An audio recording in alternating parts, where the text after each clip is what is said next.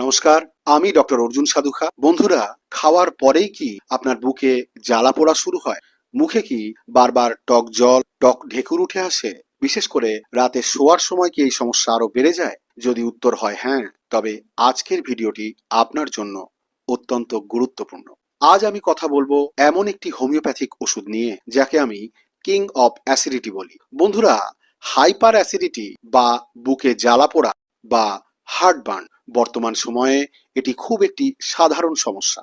কখন বুঝবেন আপনার এই বিশেষ চিকিৎসা প্রয়োজন? যখন খাওয়ার পর থেকে অনবরত বুক ও গলা জ্বলে, অথবা যখন মুখে টক স্বাদ বা ভিতর থেকে মুখে টক জল উঠে আসে, এবং সব থেকে বড় লক্ষণ হলো রাতে শুলে যখন এই জ্বালা মারাত্মক আকার ধারণ করে। বন্ধুরা, এই সমস্যাগুলিকে অবহেলা করলে পরবর্তীতে তা গ্যাস্ট্রিক আলসার অথবা ক্রনিক ইনডাইজেশনের কারণ হতে পারে। তো এবার আসি সমাধানে। আর এই সমস্যার সমাধান লুকিয়ে আছে একটি জাদুকরী হোমিওপ্যাথিক ওষুধে, যার নাম রোবিনিয়া। ডাক্তারি অভিজ্ঞতায় আমি দেখেছি হাইপার অ্যাসিডিটির জন্য এটি একটি রামবাণ ওষুধ।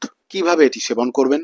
বন্ধুরা, রোবিনিয়া সবচেয়ে ভালো কাজ করে লো পোটেন্সিতে। তাই আপনি রোবিনিয়া গ্রহণ করবেন 6 পোটেন্সিতে 2 ফোঁটা করে দিনে 3 থেকে 4 বার, সরাসরি জিভের উপর। তবে অনেকে রোবিনিয়া মাদার টিনচারেও ব্যবহার করে থাকেন। সেক্ষেত্রে রোবিনিয়া মাদার আপনি গ্রহণ করবেন 1/2 কাপ জলে 10 ফোঁটা দিয়ে দিনে 3 থেকে 4 বার। এটি বুক জ্বালা কমিয়ে পেটের পিএইচ লেভেল স্বাভাবিক করতে সাহায্য করে। পরিশেষে একজন ডাক্তার হিসাবে আমি পরামর্শ দেব, ওষুধের পাশাপাশি ভাজাভুজি, অতিরিক্ত মশলাযুক্ত খাবার এড়িয়ে চলুন। রাতে খাওয়ার অন্তত 2 ঘন্টা পর শোয়ার অভ্যাস করুন। এই ছোট ছোট পরিবর্তন আপনার সুস্থতাকে ত্বরান্বিত করবে। যদি আপনিও এই টক ঢেকুর বা তীব্র বুকে জ্বালার সমস্যায় ভুগে থাকেন, কিংবা হজম না হওয়া বা ইনডাইজেশন, পেটে গ্যাস হওয়া বা পেটের যে কোনো সমস্যায় কষ্ট পান, এবং আপনার সঠিক কেস হিস্ট্রি অনুযায়ী ব্যক্তিগত ট্রিটমেন্ট বা পরামর্শ নিতে চান, তবে উপরে দেওয়া হোয়াটসঅ্যাপ নম্বরে মেসেজ করে সরাসরি যোগাযোগ করতে পারেন।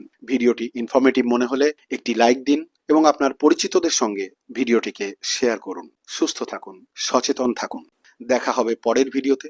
ততক্ষণ নমস্কার।